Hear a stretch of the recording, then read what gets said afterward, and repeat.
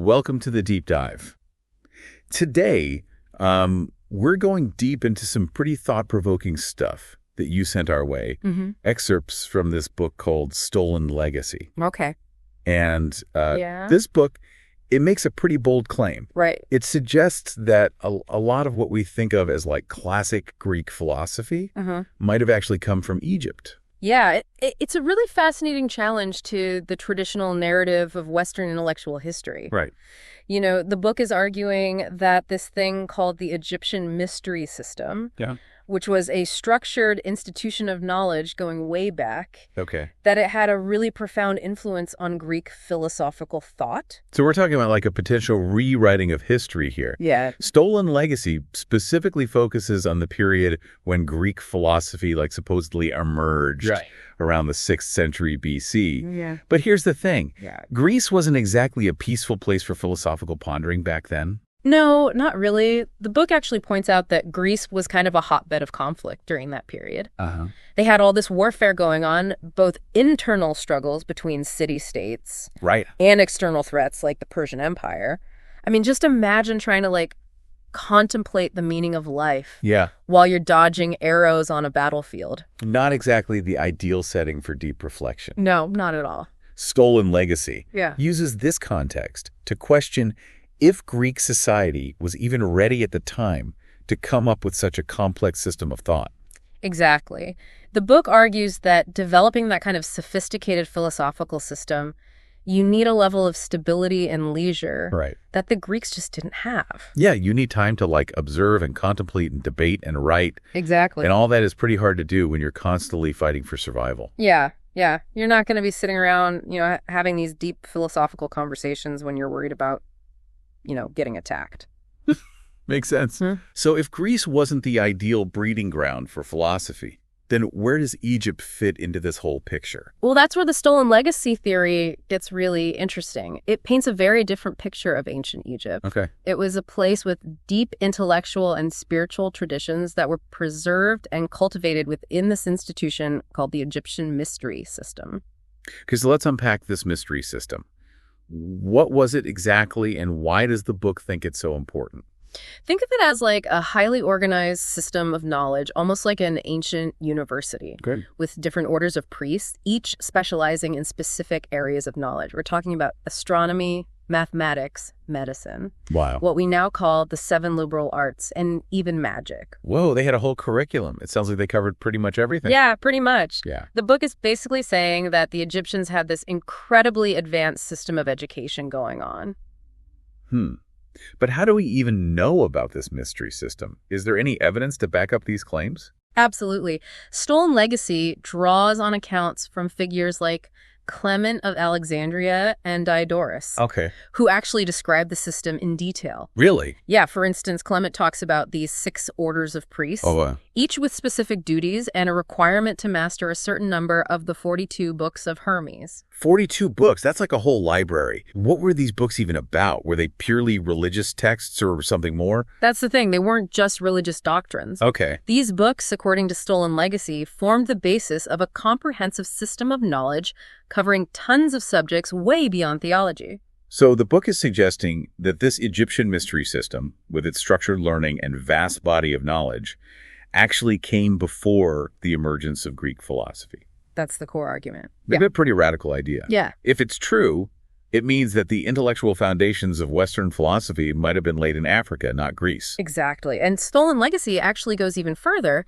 It suggests that specific philosophical doctrines that we attribute to Greek thinkers can actually be traced back to this Egyptian system. Okay, now I'm really intrigued. Yeah. So we're not just talking about a general influence here. No. Stolen Legacy is saying there are direct connections between Egyptian teachings and specific Greek philosophical concepts. Precisely.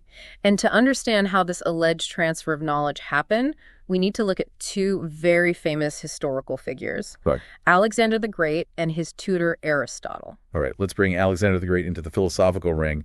How does he fit into this? Well, remember, Alexander conquered Egypt in 333 BC. And as a conqueror, he did what conquerors often do. He looted. The book specifically mentions the looting of the royal library at Alexandria, suggesting that this treasure trove of Egyptian knowledge fell into Greek hands. Okay, so that's how the knowledge could have gotten into Greek hands. But where does Aristotle come in?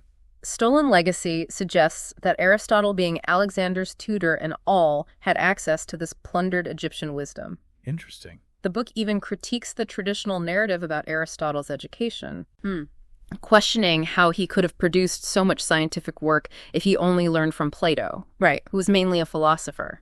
So the book is implying that Aristotle's real source of knowledge wasn't Plato's teachings, but all these Egyptian texts he might have gotten through Alexander. That's the theory. It's controversial, of course, but it raises some interesting questions. It does.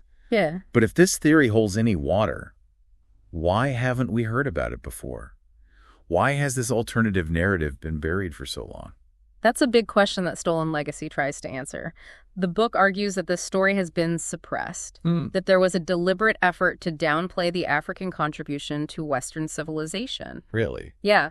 It points to the Roman Empire's role in dismantling the Egyptian mystery system, especially through edicts from emperors like Theodosius and Justinian, which aimed to basically erase alternative systems of knowledge and establish a new dominant worldview. So it's like a double whammy. First, the Greeks potentially appropriate Egyptian knowledge, and then the Romans come along and try to wipe out the source entirely. That's essentially the argument.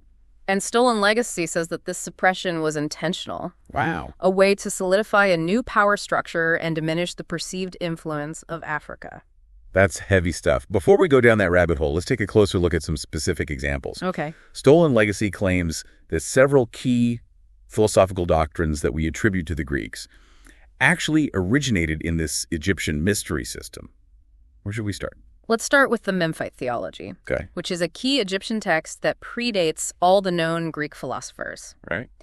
This text, according to Stolen Legacy, lays out a lot of philosophical concepts that are really similar to ideas later attributed to Greek thinkers. The Memphite Theology sounds like required reading for this deep dive. It is. Give us the highlights. What kind of philosophical gems can we unearth from this ancient text? Well, the Memphite Theology basically lays out the Egyptian creation myth. It describes concepts like the Ogdoad, which represents primordial chaos with these 4 pairs of gods, symbolizing darkness and infinity and hiddenness, all emerging from this primordial watery abyss. Sound familiar? Primordial chaos. That definitely rings a bell. Weren't some of the early Greek philosophers also obsessed with figuring out the basic stuff of the universe? Exactly. Like Thales, who's often credited with the idea that water is the fundamental element of the universe. Right. Well, the Memphite Theology already has this primordial ocean as the source of creation. Interesting. It's like we're seeing a preview of Greek philosophical thought centuries earlier in this Egyptian text. That's what Stolen Legacy is arguing. And it goes beyond Thales, too. The Memphite Theology also features this concept called the risen land, represented by the god Ptah, which emerges from this primordial ocean and becomes the foundation for the sun god Adam to sit upon. Hold on. This risen land serving as a foundation for the sun god, it sounds almost metaphorical, like a foundation of existence itself. Are there any connections to Greek philosophy there? The book certainly sees a connection. Think about Anaximander and his concept of the apeiron, an undefined, limitless primordial substance from which everything arises. Yeah. Well, the risen land in the Memphite Theology seems to play a similar role, providing a foundation for the cosmos. Okay, I'm starting to see the pattern here. It's like the Greeks might have taken these existing Egyptian ideas and given them a Greek spin. But let's get more specific. What about this sun god Adam? What role does he play in this philosophical puzzle? Adam is described as the creator god in the Memphite Theology, the one who brings order to the universe. And he does this in a fascinating way, by speaking 8 other gods into existence. Wait, he speaks things into existence? That reminds me of the Greek concept of the logos. You got it. The word or reason that governs the universe. Exactly. And don't forget Heraclitus, who believed that fire was the fundamental element constantly transforming and creating the world. Right. Well, Adam, as the sun god, embodies a similar fiery creative principle. Whoa. These connections are really starting to make me question everything I thought I knew about the history of philosophy. So I've got potential parallels between specific Greek philosophers and Egyptian ideas. But does it go even deeper than that? It does. The Memphite Theology describes Adam as the unmoved mover. He sits on the risen land motionless, yet creates the universe through his speech. Hold on, the unmoved mover. That's ringing a major bell. Wasn't that one of Aristotle's big ideas about God? Exactly. Aristotle argued that there must be a first cause, an unmoved mover that sets everything else in motion. Right. And this concept, which is a cornerstone of his philosophical system, appears in the Memphite Theology centuries earlier. This is mind-blowing. So we're not only seeing potential connections between individual Greek philosophers and Egyptian ideas, but we're seeing core concepts. Right. Like the unmoved mover, already present in Egyptian texts long before the Greeks. That's right. And we've only just scratched the surface of the Memphite theology. Stolen Legacy explores many other examples connecting Greek philosophical doctrines to earlier Egyptian ideas. This is a lot to process. Yeah, it is. If the Memphite Theology, a single Egyptian text, contains so many ideas that parallel later Greek philosophy, it really makes you wonder about the full scope of the Egyptian mystery system's influence. It definitely challenges the traditional timeline of philosophical development and raises questions about the true origins of Western thought. Absolutely. And we've still got a lot more to uncover. Stay tuned as we continue this deep dive into Stolen Legacy, exploring more examples of this potential philosophical appropriation and what it might mean for our understanding of history. Okay, so let's dive back into Stolen Legacy and look at some more of these interesting parallels between Egyptian and Greek thought. Okay. The book has some compelling case studies that really make you rethink, where these philosophical ideas came from. I'm ready for more aha moments. Hit me with some examples. What are some of the doctrines that Stolen Legacy specifically traces back to the Egyptian mystery system? Let's start with a big one, the doctrine of opposites. Okay. This idea that explores the interplay of opposing forces like light and dark, good and evil. Right. It's attributed to a bunch of Greek thinkers like Pythagoras, Heraclitus, even Socrates. Yes, the doctrine of opposites. Right. It's a pretty fundamental concept, the idea that reality is made up of these dualities that are in constant tension. Exactly. And Stolen Legacy argues that this concept was already a core part of Egyptian cosmology long before the Greeks came along. Really? Yeah. It points to things like the pairs of gods in Egyptian mythology, who often represent opposing forces. Even the architecture of their temples reflects this idea with a strong emphasis on symmetry and balance. So it's like the structure of their world was built on this idea of duality. Yeah, it wasn't just an abstract philosophical concept for them. It was woven into their whole understanding of reality. Okay, that's a pretty compelling connection. Yeah. But let's get even more specific. Does the book connect the ideas of specific Greek philosophers to Egyptian teachings? Absolutely. Take the doctrine of the nous, for example. Okay. This concept, which is associated with thinkers like Anaxagoras and Socrates, proposes that there's like an intelligent force, a mind, behind the creation and order of the universe. Right, the idea that there's some kind of cosmic intelligence driving everything. Yeah. That's a pretty heady concept. So what's the Egyptian connection? Yeah, what is it? Stolen Legacy points to the Egyptian concept of an intelligent creative force, often personified in figures like Ta, the divine artificer, who shapes the world. Right. The book suggests that this Egyptian concept of a divine intelligence kind of predates and influences the Greek concept of the nous. So the Greeks were exposed to these Egyptian ideas and then kind of reinterpreted them through their own cultural lens. That's essentially what Stolen Legacy is arguing. Yeah, the book makes a case for this strong intellectual influence flowing from Egypt to Greece, shaping what we now think of as the foundations of Western philosophy. Okay, give me one more example. I need another one of those aha moments. All right, let's talk about the atom. Okay. We usually credit Democritus with this idea. Right. The concept that the universe is made up of these tiny, indivisible particles. Right. But Stolen Legacy offers a really fascinating alternative perspective. Oh, this is interesting. What's the Egyptian twist on the atom? Well, the book draws a parallel between the Greek concept of the atom and the Egyptian sun god Atum, whose name is pretty similar.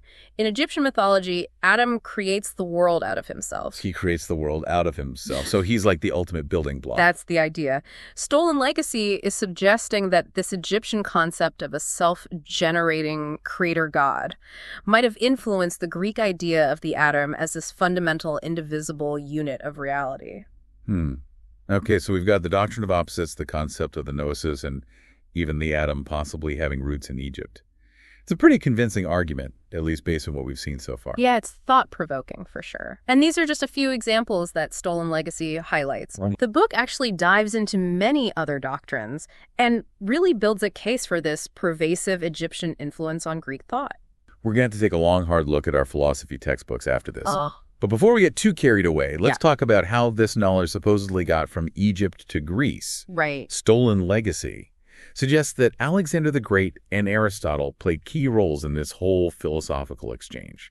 Let's unpack that. Yeah, so the book's theory basically hinges on the looting of the royal library at Alexandria when Alexander conquered Egypt. Right. The idea is that Aristotle, as Alexander's tutor, would have had access to this massive collection of Egyptian wisdom. It's like the ultimate academic heist. Yeah. But it wasn't just about, like, taking the physical books right. Yeah. Stolen legacy also talks about a deeper interaction between Aristotle and Egypt. Didn't he have some direct contact with the Egyptians? Yes. Remember, Alexandria became this major center of learning under the Ptolemies, the Greek dynasty that ruled Egypt after Alexander. So this meant that Greek scholars, including those in Aristotle's circle, were interacting with Egyptian priests and scholars. They weren't just reading scrolls in isolation. Yeah. They were actually engaging with living representatives of this ancient tradition. So it's a combination of, like, book knowledge and direct transmission from Egyptian teachers. It's kind of wild to imagine those conversations. You know, a bunch of Greek philosophers picking the brains of Egyptian priests about the mysteries of the universe. It's a great image. And Stolen Legacy argues that this direct interaction with Egyptian scholars further solidified the influence of Egyptian thought on what would become, Greek philosophy. All right, so we've got this two-pronged appropriation, plundering the library and then tapping into the living knowledge of Egyptian scholars. This whole scenario brings up so many questions about intellectual property and cultural exchange and how we even interpret historical influence. It really makes you think about how knowledge travels across cultures and how those interactions shape the course of history. But before we get too deep into those questions, let's address the big one. If this theory is true, why has it been suppressed? Why didn't we learn about this in history class? Well, that's the million-dollar question. Stolen Legacy argues that this suppression was deliberate, that it was part of a larger effort to kind of downplay the African contribution to civilization. Oh, wow. The book specifically points to the Roman Empire's dismantling of the Egyptian mystery system, Right. especially through these edicts from Theodosius and Justinian that aim to replace alternative systems of knowledge with the dominant worldview. So it's like a power move. Right. Wipe out the competition, and then you get to write your own version of history. That's what the book is suggesting. Yeah, that there was a real political element to this suppression, a desire to control the narrative and establish a new power structure. It's kind of a sobering thought. Yeah. You know, the idea that knowledge can be deliberately buried for political gain.